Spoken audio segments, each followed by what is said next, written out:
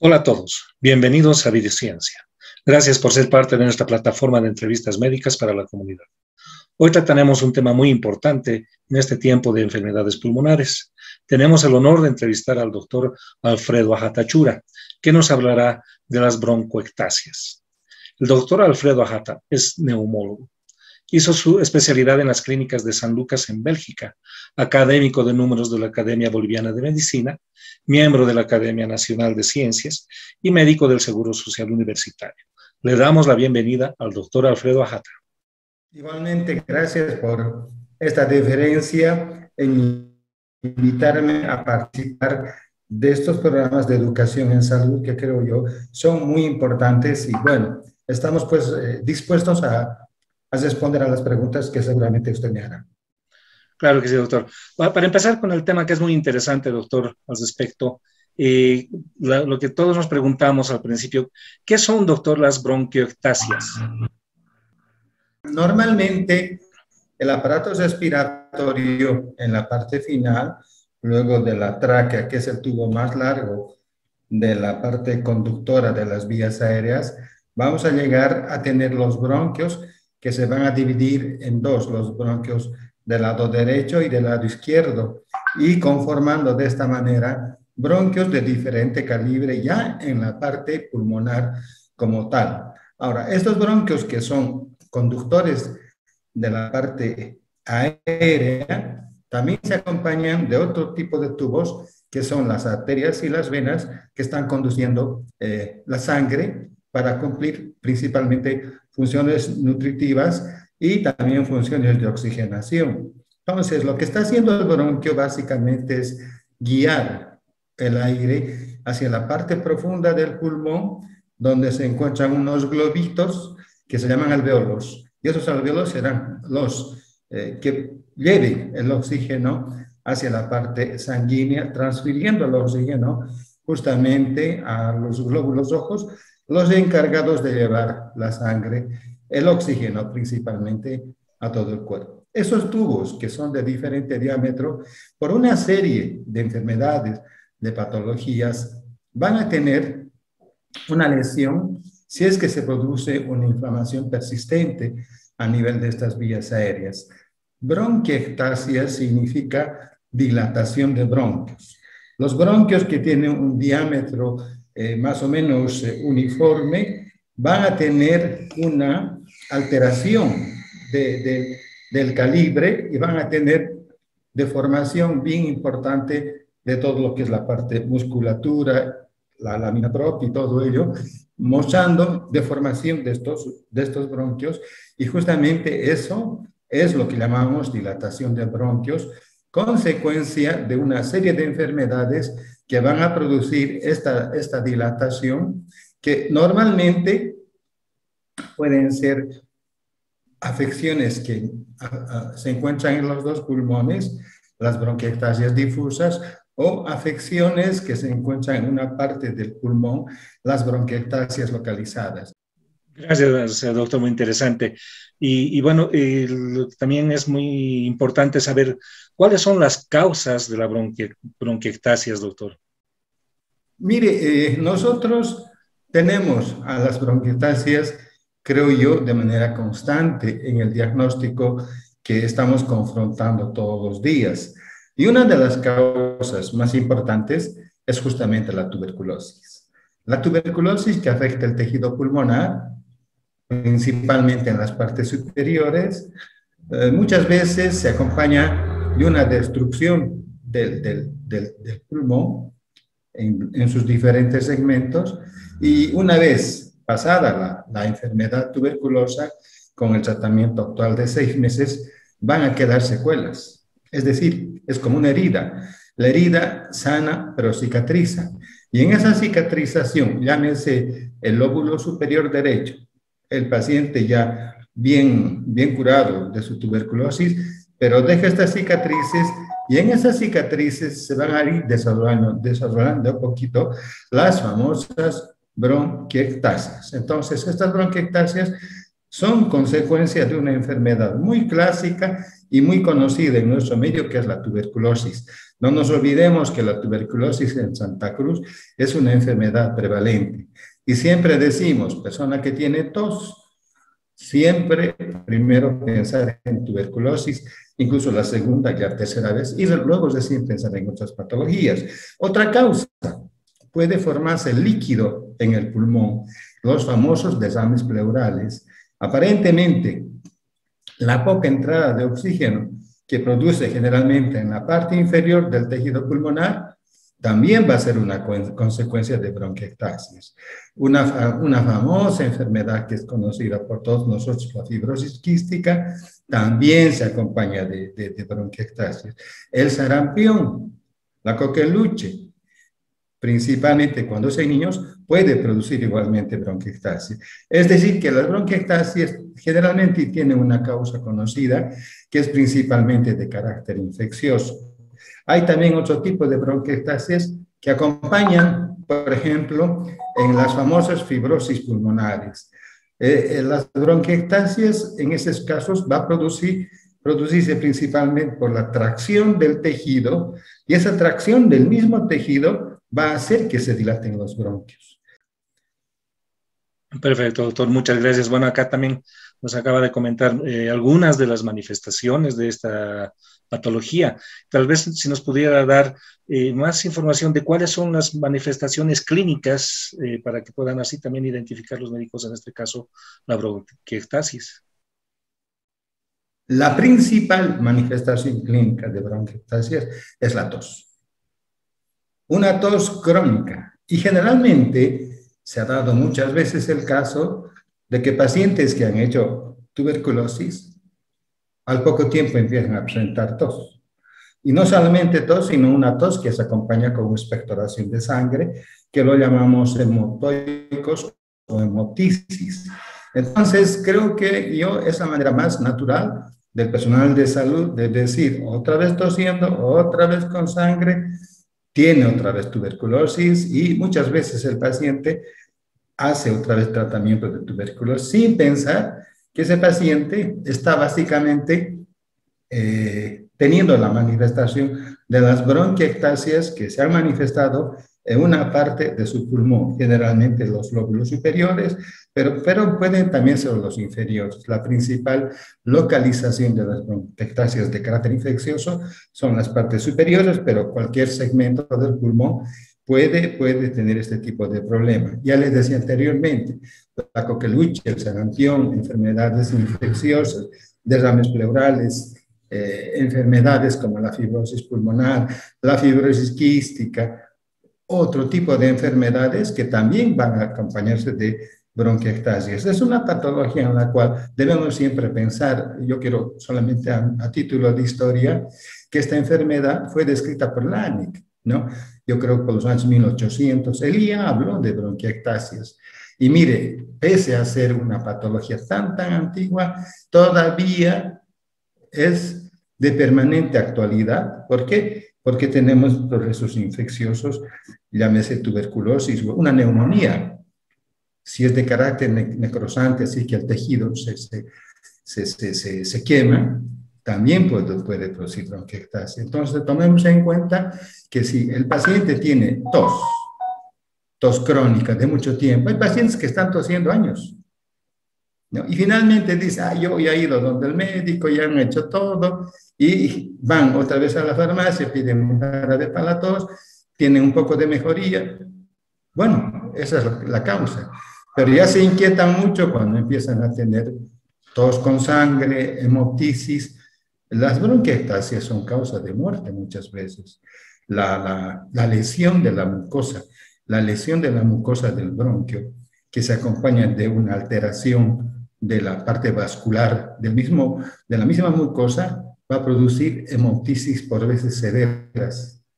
Y se ha observado que muchas veces pacientes con bronquiectasias fallecen durante la manifestación con hemorragias de sangre tan importantes que el paciente prácticamente se ahoga en su propio pulmón. Entonces hay que tener mucho cuidado con esta patología, y si vemos que hay todas estas manifestaciones, bueno, habrá que pensar en eso. Ahora, lógicamente que si la enfermedad sigue evolucionando, también habrá dificultad respiratoria, habrá cansancio. Un paciente que no está bien con los pulmones, que tiene alteración importante, por mucho de que coma, no va a engordar. No va a engordar porque tiene problemas pulmonares, entonces el organismo está más ocupado en esa patología que en el propio cuerpo de la persona. Eso también hay que tomar muy en cuenta para que realmente hagamos un buen diagnóstico y encaminemos a este paciente hacia un tratamiento adecuado, donde la educación y la explicación de esta enfermedad hacia los pacientes y sus familiares es de capital importancia. Quiero decirle que en este momento estamos muy pendientes de lo que se llama la medicina centrada en la persona. Es una medicina que ve al paciente desde un punto de vista biológico, psicológico y social. No lo ve como un enfermo, sino que trata de entender todo. Y en ese entender todo es justamente lo que queremos que la medicina avance, porque ¿qué estamos haciendo actualmente? Vemos al paciente, estamos entregando exámenes, todo, pero no estamos olvidando del paciente. Y eso es justamente una alerta. Y lo que estamos pensando es que la medicina centrada en la persona, que ve de manera íntegra al paciente, justamente debería tomarse en cuenta en este tipo de enfermedades, no solamente bronquiectasia, tuberculosis, asma, cirrosis pulmonar, con diferentes enfoques, pero tratando de acomodar nuestra conducta hacia el paciente de manera correcta y honesta. Muchas gracias, doctor. Bueno, en esta parte ya nos había explicado también muchas partes de lo que es la fisiopatología de esta enfermedad. A ver, yo creo que el ejemplo más clásico en este momento es COVID. COVID se caracteriza por ser un proceso inflamatorio de carácter sistémico. Cuando yo digo sistémico, quiero decir que no solamente afecta al pulmón, afecta a los intestinos, afecta al riñón, afecta al cerebro, afecta a los vasos sanguíneos, afecta al corazón, prácticamente todo. Esas enfermedades de sistema. Y muchas enfermedades están un poquito distinguiéndose de otra manera por ser enfermedades sistémicas. La tuberculosis no es solamente del pulmón, es de todo el cuerpo. El asma no solamente es del pulmón, es de todo el cuerpo.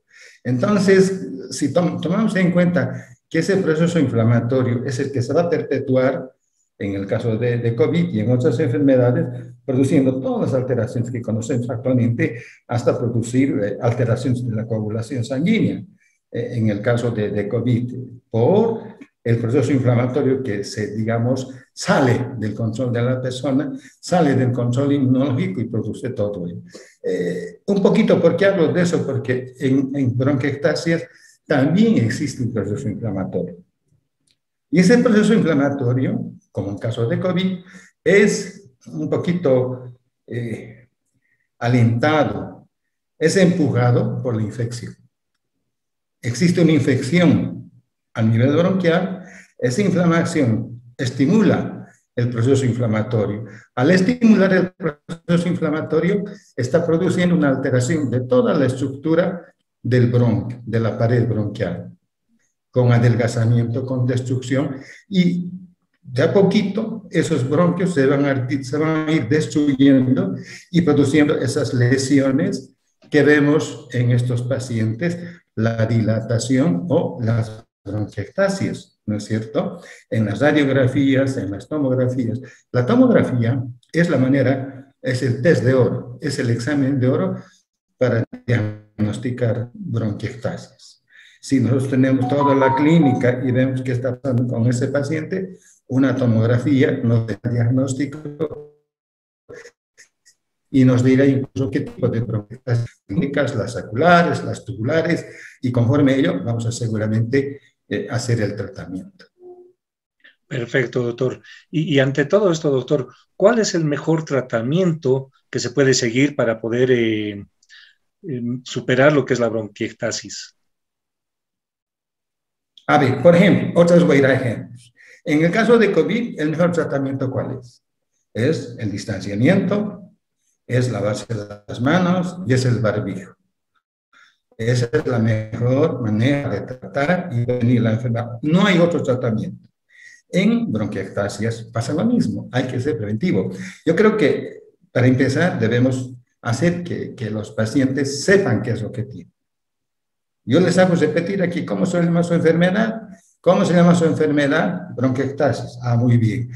¿Por qué se llama bronquiectasis? O sea, tenemos que ser educadores con los pacientes para que ellos de esa manera sepan lo que está pasando, ¿no es cierto? Entonces, es ese. El tratamiento dependerá, luego de haber hecho eso, y nosotros decimos acá, la cura milagrosa y la manera de prevenir la enfermedad en COVID y en otras es lo que acabo de decir, medidas preventivas.